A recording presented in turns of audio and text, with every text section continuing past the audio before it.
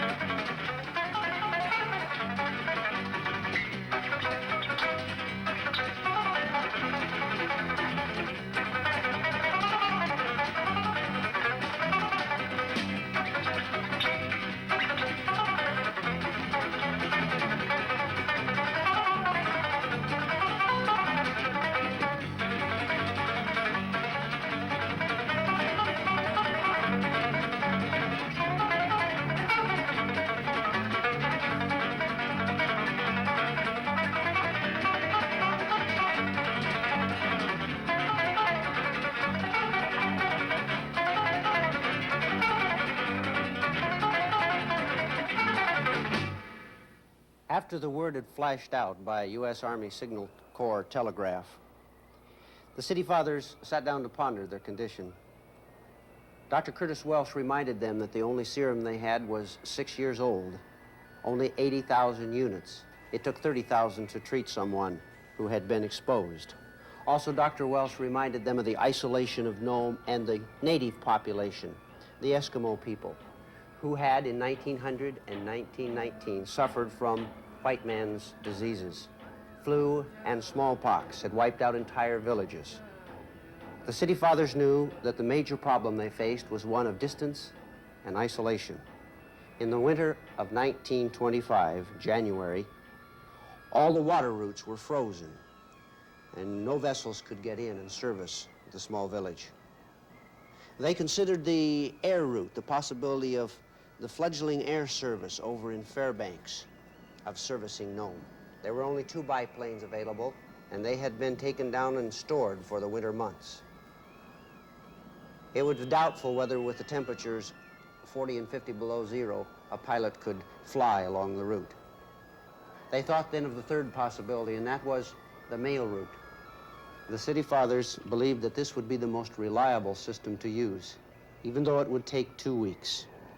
And so it was that Governor Scott Bone and Dan Sutherland, the representative to Congress, decided that the mail route would be used.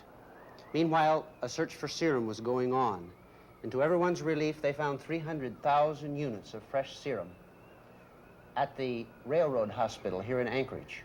Dr. J.B. Beeson, who was familiar with the rigors of the trail, took the serum and began packaging it. He put it in vials and then wrapped it in cork and pressed excelsior, and then he put it into a cylindrical container.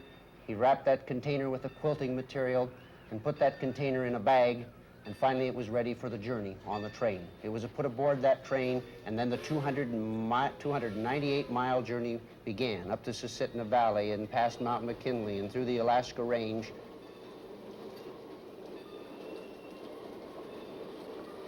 It was 11 o'clock at night when the train pulled into Nenana. Dr. Beeson had done his job well, packing those 300,000 units of serum and getting it ready for the 684-mile trip ahead. Waiting to greet the train was Wild Bill Shannon, who was to take the trip, the first leg of the journey.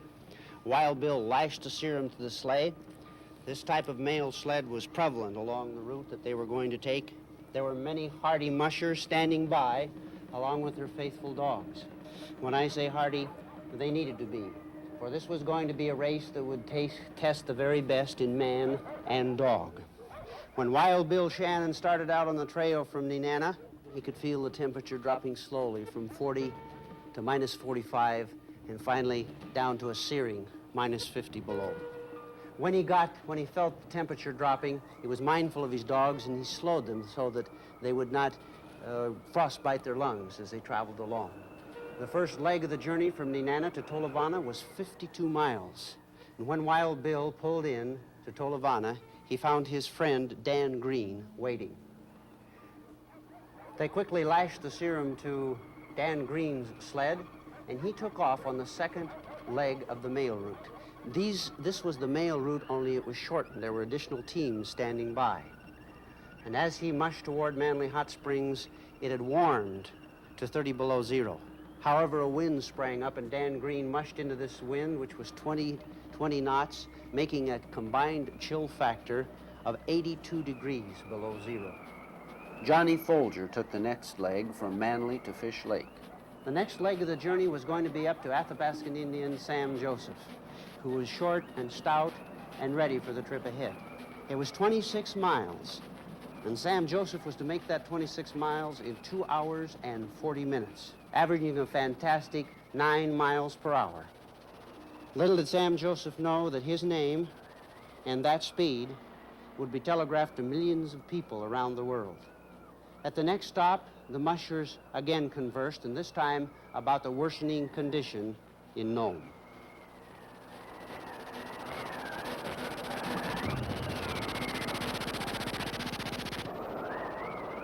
The Bering Sea city had survived many disasters, such as those caused by the surging sea that flooded that town again and again.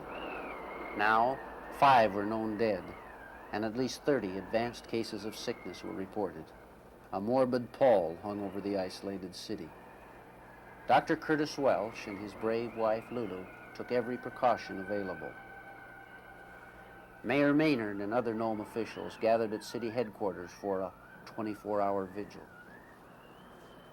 Then Dr. Welsh ordered the schools and theaters and lodges closed. He supervised the operation from his headquarters in the Nome Bank building. Nurse Bertha Seville worked around the clock to help. She instructed the children, wash daily with mild soap. Harsh soap will chap your hands and crack the skin so that germs can enter.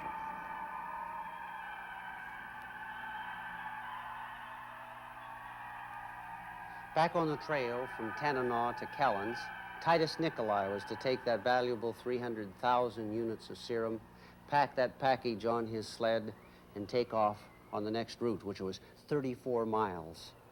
Titus Nicolai was an Athabascan Indian, and he knew, as the other Indians knew, how to handle their dogs. Sometimes these teams of huskies were made up of 7 dogs, 8, 9, even 10 dogs. And they were to learn how to run that route because the Northern Commercial Company had a mail route, stops along the way, and this was the exact route that they were taking. And it took stamina to pull that heavy mail sled. Mostly they were freight dogs. We will see later on that some of the racing dogs were introduced. 34 miles on to Callens. And at Callens, the next trip was on to 9 Mile Cabin. Dave Corning was to make this trip, 24 miles, 8 miles per hour. Excellent time. Sometimes, of course, we have to consider that even though the wind wasn't blowing, if you're traveling at 40 miles an hour and you're going approximately 10 miles an hour, you're creating a chill factor of nearly 60 below zero. Past Gold Mountain, Callens mushed, and finally, he came to 9 Mile. At 9 Mile, it was absolute darkness. We have to remember in January there was only about 5.5 hours of daylight, and so it was that much of the trail was covered in darkness. Edgar Callan was waiting at 9 miles to take the next trip on to Cochrines, 30 miles along that trail, mostly in the dark. Cochrines was the largest Athabascan village along the route. Well, when he got to Cochrines, again, it was time to take that serum out and warm it, 15 minutes. That's what Dr. Beeson had instructed. And after that, the man had a chance to exchange pleasantries, but not too long, and then back on the trail it was, from Cochrines to Ruby. Harry Pitka, who was part Athabascan Indian, had the next route. 30 miles he mushed. He had 7 big dogs, and he was to average, again, 9 miles per hour. On and on and on the serum went in unending relays. The usual mail relays took perhaps 2 days. They were shortened into a matter of hours because, of course, the people in Nome were suffering, and the mushers wanted to get the serum on as rapidly as possible.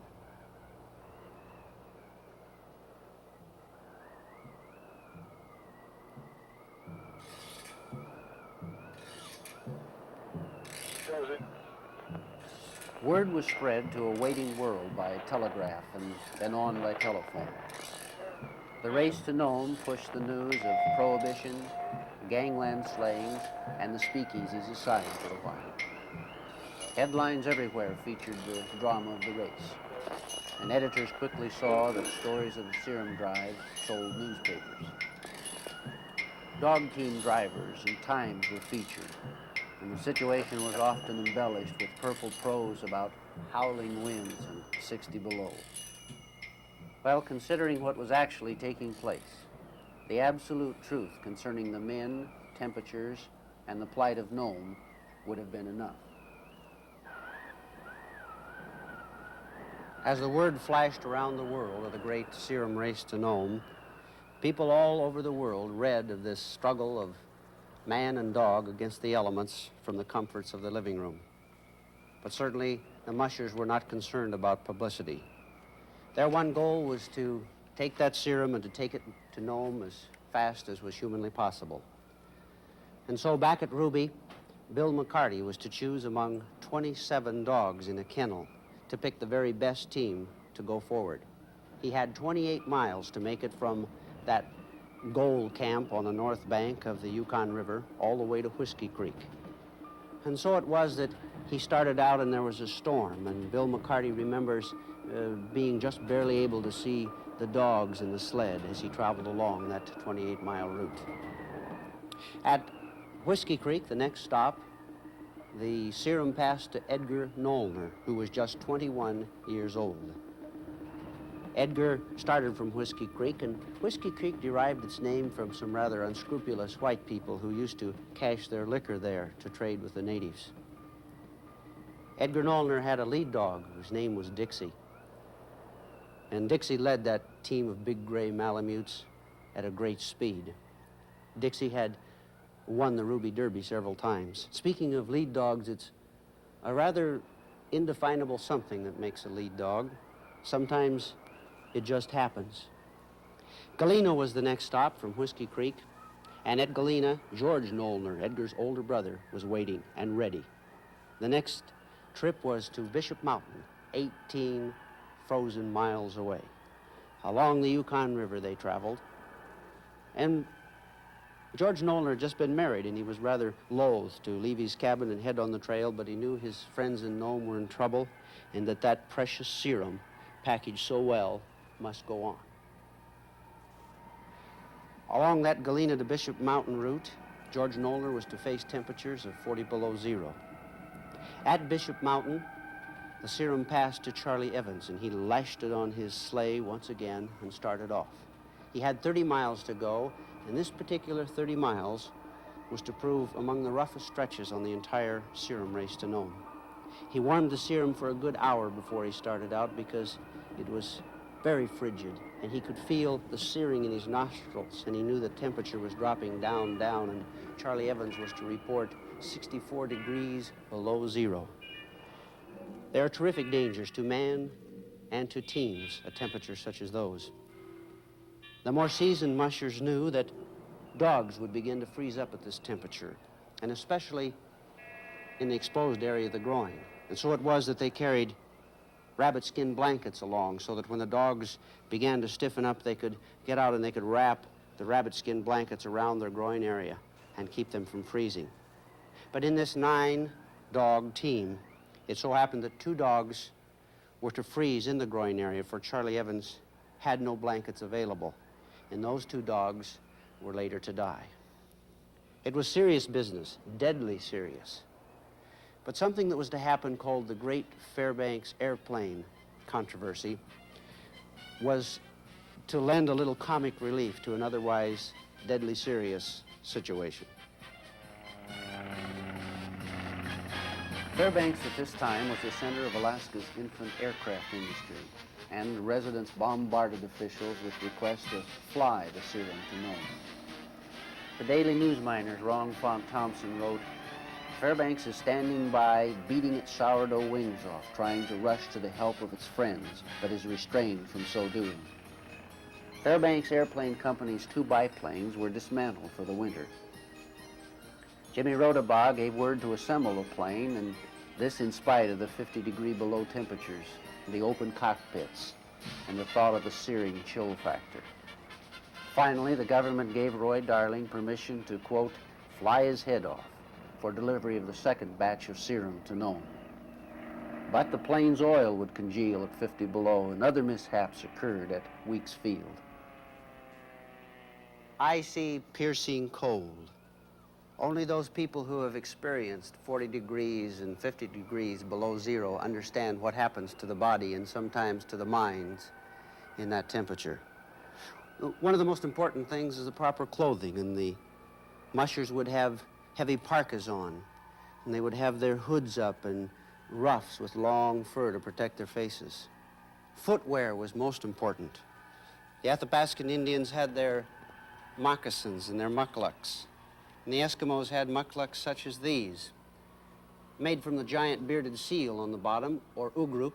The Eskimo ladies would soak that ugruk and actually chew the ridges in there to form it, to fit your foot.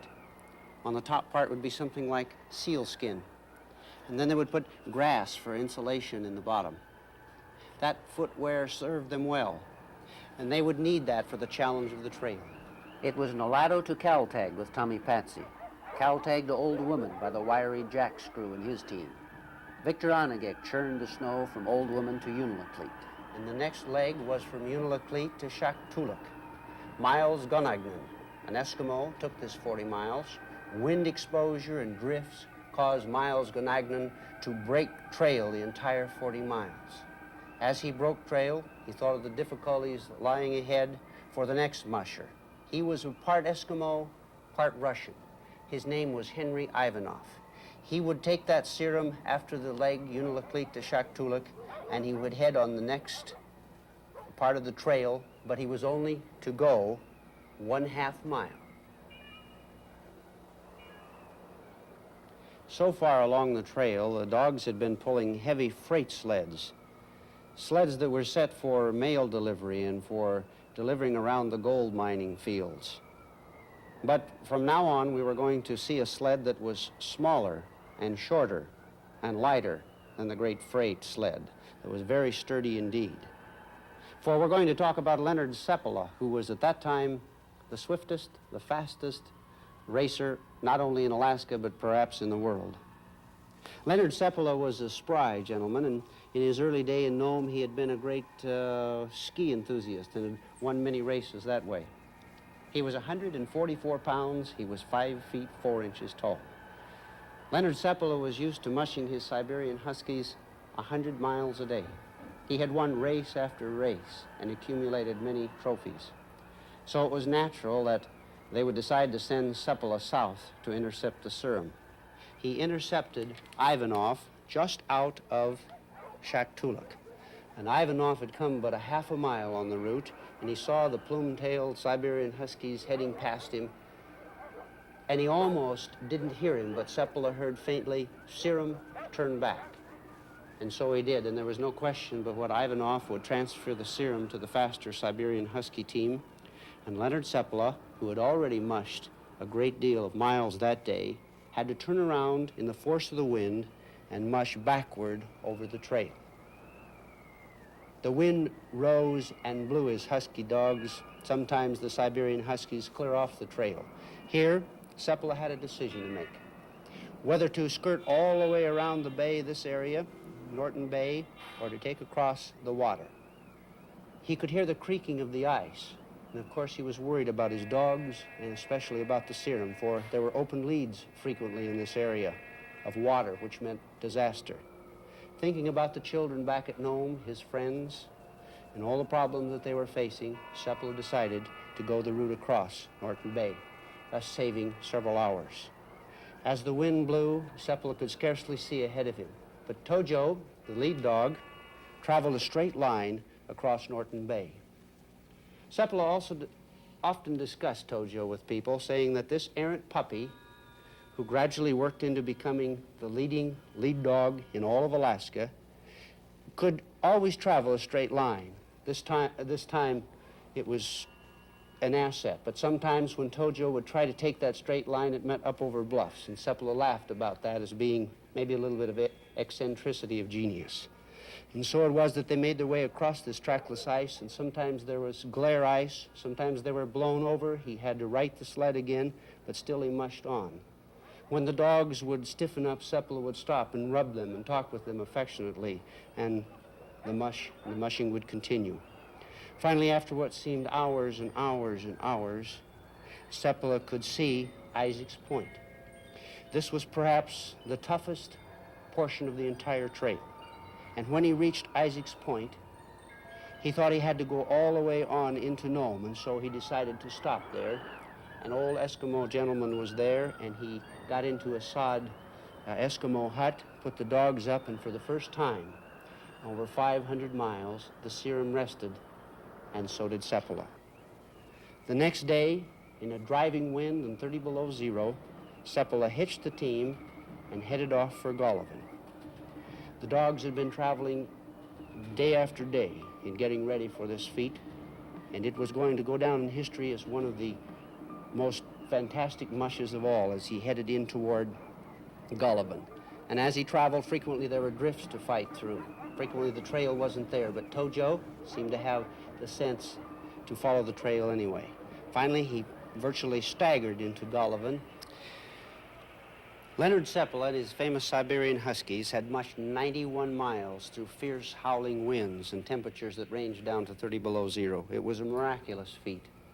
And he thought he was going to have to go on into Nome, but when he got to Golovin, Charlie Olson was waiting for him.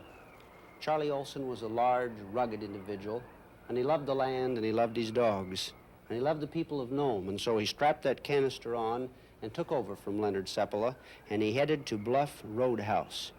This stretch was to be one of the fiercest along the way. The temperatures and the chill factor would drop dramatically. Charlie Olson could see that his dogs were slowing, and so he stopped and rubbed them affectionately. He put rabbit skin covers on them and traveled on. He knew that while he was doing this with his bare hands that they were freezing, and he was to not lose his fingers, but he was to suffer severe frostbite for weeks afterwards. Charlie Olson then passed on the serum to the next musher, Gunnar Kaasen. Gunnar Kaasen was a large Norwegian. He had a lead dog whose name was Balto, and Balto was a large black dog, known not for his speed, but for his stamina. Kaasen put a great deal of faith in him, and there were times along this next stretch when that's all he could do is put blind faith in Balto, for there were times when he couldn't see as he traveled along this stretch, which was going to be 53 miles. Frequently, Kaasen had to stop as there were large drifts, and he'd have to lead the dogs through. At one time, Balto stopped suddenly on the trail as he came to open water, and one of his paws was frozen in the water. But they took that paw and they worked it in powder, dry snow, and soon the frost and the ice was out of it, and the trip continued. After what seemed hours and hours and hours, Kaasen, after being blown from the trail several times, at one time even losing the serum canister, it was so fierce, came to Point Safety. At Point Safety, he was to switch the serum to Ed Roan. But Ed Roan was sleeping, the dogs were not ready, and so Kaasen mushed on by, and finally, at 5:30 in the morning, staggered into Nome. His passing of Ed Roan at Point Safety was to cause a controversy that lasted for years. Some say that Gunnar Kaasen mushed in the last leg so that he could take the glory of bringing the serum into Nome. He was to say that he did it because he wanted to save time. At any rate, after 684 miles, 127 and 1/2 hours elapsed time, the serum had reached the stricken city. Dr. Welsh and the others in Nome were greatly relieved to find out that the serum, which had partially frozen in transit, was still useful and had not lost its efficiency. A great deal of credit has been given for the Serum Race to Nome. Leonard Seppala and his Siberian Huskies were to leave the territory and travel to the States, where adoring crowds gathered around them wherever they went. Gunnar Kaasen received credit for being the final musher. His dog, Balto, had a statue built in Central Park in New York for his honor. But the credit belongs to many, many people. To 20 brave mushers, really, and their teams, who made possible the 684-mile dash in 127.5 hours. It was certainly dog mushing's finest hour, and a great hour in the history of the state of Alaska, into which another chapter had been indelibly written. There where the mighty mountains bear their fangs into the moon. There where the sullen sundogs glare in the snow-bright, bitter noon, and the glacier-glutted streams sweep down at the clarion call of June. There where the livid tundras keep their tryst with the tranquil snows. There where the silences are spawned, and the light of the hellfire flows into the bowl of the midnight sky, violet and amber and rose. There where the rapids churn and roar, and the ice flows bellowing run, where the tortured, twisted rivers of blood rush to the setting sun. I packed my kit and I'm going, boys, ere another day is done. Say, I knew it would call, or soon, or late, as it calls the whoring wings. It's the olden lure, it's the golden lure. It's the lure of the timeless things. And tonight, O God of the trails untrod, how it whines in my old heartstrings. I'm sick to death of your well-groomed gods, of your make-believe and your show. I long for a whiff of bacon and beans and a snug shake down in the snow. A trail to break,